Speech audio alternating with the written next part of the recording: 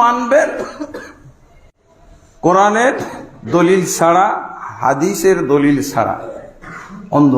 এই জন্য তারা সঙ্গত কারণে এই জন্য মাদ্রাসাও খুলছে। কিন্তু মাদ্রাসা সবচেয়ে বড় মাদ্রাসাটা দেওবন্দ মাদ্রাসা খুলেছে এই মূলনীতি প্রতিষ্ঠিত করার জন্য। মানুষ যেন দলিল জানতে না চায়, দলিল না জানার যত কৌশল আছে, মানুষের দলিল জানার প্রবণতাকে আগে ধ্বংস করে দিয়ে ফেলতে হবে। এই জন্য এই মাদ্রাসা, দলিল জানার প্রবণতা ধ্বংস করার জন্য তাদের মাদ্রাসা, সবগুলো দেওবন্দ মাদ্রাসা তৈরি হয়েছে এই জন্য। কারো ভিতরে দলিল জানার প্রবণতা তারা রাখবে না, দলিল জানার প্রবণতাকে খুন করবে, ধ্বংস করবে, হত্যা করে তারা ছেড়ে দেবে, যা প্রবণতাকে ধ্বংস করে দেবে। আর তাদের আন্দোলন হলো খবরদার, কে দেখো, তাকিয়ে দেখো, সমাজের মধ্যে বিচরণ করো, পাহারা দাও, কারা কোরআন আর তাফসীর পড়তেছে নিষেধ করো, তাড়াতাড়ি নিষেধ করো। কারা হাদিসের কিতাবগুলো পড়তেছে তাদেরকে নিষেধ করো। তাকলিদ মানে, মুকাল্লিদ মানে কোরআন হাদিস পড়তে নিষেধ করা। বিভিন্নভাবে ব্যঙ্গ বিদ্রুপ করে এরা, কোরআন হাদিস পড়তে নিষেধ করে, আর যারা পড়ে তাদেরকে ব্যঙ্গ বিদ্রুপ করে। কিভাবে? বাংলা বুখারি পড়ুয়া হুজুর, বাংলা বুখারি, আরবি বুখারি পড়বে, ও বাংলা জানে, বাংলা বুখারি পড়বে। বুঝা গেছে? পড়ার বিরোধী, পড়ার শত্রু এরা, একেবারে হিন্দু ধর্মের মতো করতে চায় মুসলমানদেরকে। কোন মুকাল্লিদ আলেমের কাছে যাওয়া হারাম, তাকে প্রশ্ন করা হারাম। যার নীতি, যার চরিত্র, যার দৃষ্টিভঙ্গি হলো এরকম, কোরআন হাদিস পড়তে না দেওয়া। হ্যাঁ, আপনি তার কাছে অনুমোদন পাবেন কিসের? কোরআনটা রিডিং পড়বেন, কোরআনের রিডিং পড়বো, ছবি না খতম দিব, এগুলোর খুব অনুমতি। হ্যাঁ, খুব ভালো ভালো ভালো কাজ। ডেলি আপনি 3 খতম করে দেন, খুব ভালো জিনিস। মুকাল্লিদ হুজুরের ফতোয়া হলো ডেলি আপনি 3 খতম করে দেন। তাদের ইমামরা, যাদের কে 50 খতম, কে 60 খতম, খতম আর খতম মানে কোরআনের অস্তিত্ব ধ্বংস করে ফেলা।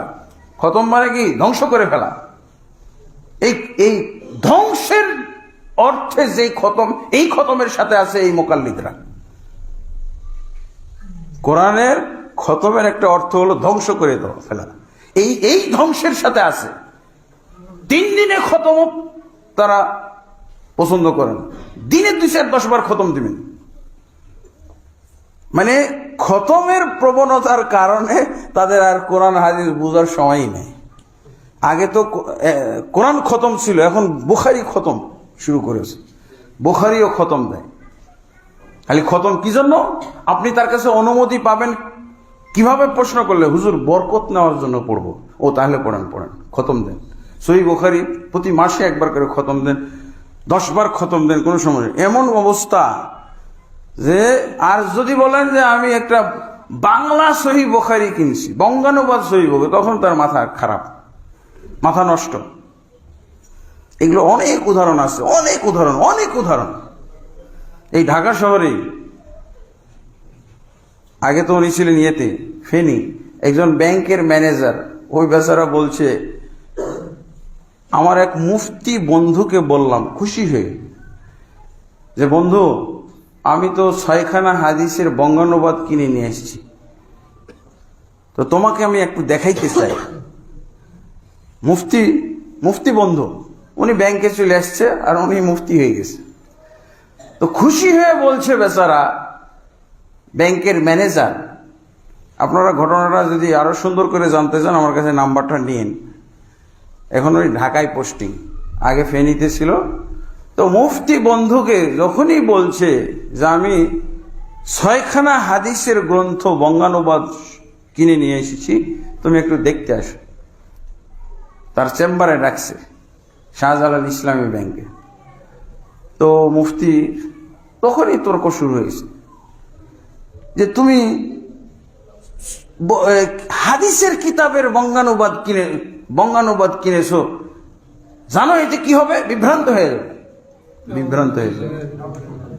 এই হলো ফতোয়া। মুকাল্লিদের ফতোয়া হলো, মুকাল্লিদ যেমন শব্দটাও জঘন্য, তাদের এই মুকাল্লিদের ফতোয়া এবং দৃষ্টিভঙ্গিগুলো কত জঘন্য। বলছে তুমি বিভ্রান্ত হয়ে যাবে। এরকম আরো বহু লোক দেখাইতে পারবো যারা বলছে বিভ্রান্ত হয়ে যাবে। আপনারাও বলতে, আপনারাও সাক্ষী,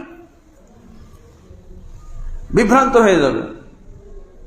তো উনি বলছেন যে কেন কোরআন হাদিস কি বিভ্রান্ত হওয়ার জিনিস? কিছুক্ষণ আগে যে হাদিসটা পড়লাম, আল্লাহ রাসূল সাল্লাল্লাহু আলাইহি ওয়াসাল্লাম বলছেন, আমি তোমাদের মাঝে দুটি জিনিস ছেড়ে গেলাম, এই দুটি জিনিস যারা আঁকড়ে ধরবে তারা অবশ্যই বিভ্রান্ত হয়ে যাবে। বলছে নাকি? এই মুকাল্লিদের কথা অনুযায়ী হাদিসটা তো এরকম মনে হয়, তারা মনে হয় এরকম দেখেছে হাদিসটাতে কি দেখেছে? এই ফতোয়া আসলো কেন? এই মাসলা দিয়ে থাকে কেন? এই সতর্কীকরণ কেন? এই হাদিস এবং কোরআন থেকে, তাফসীর থেকে মানুষকে দূরে রাখার কারণটা কি?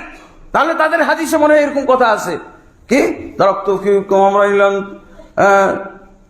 লা তাযিল্লু, তারাকতু ফীকুম আমরাইনি লা তাযিল্লু ইন তামাসসাকতুম বিহিমা। আমি তোমাদের মাঝে দুটি জিনিস ছেড়ে গেলাম, অবশ্যই গোমরা হয়ে যাবে যদি এই দুটিকে আঁকড়ে ধরো। এই হাদিসটাই মনে পড়েছে ওরা, ওদের হাদিসে এরকম লেখা আছে, ওদের আচরণ, ওদের খাসলত তাই তো বলতেছে। লা আর লান, দেখেন লাও নাই, লাতে টান দিলে কি হয়ে যায়? না বোধক হয়ে যায়, কিন্তু লা শব্দটাও নাই। এখানে কি বলা হয়েছে? লান তাদিল্লু, কশিন কালেও গোমরা হবে না যদি তোমরা এই দুটিকে আঁকড়ে ধরো।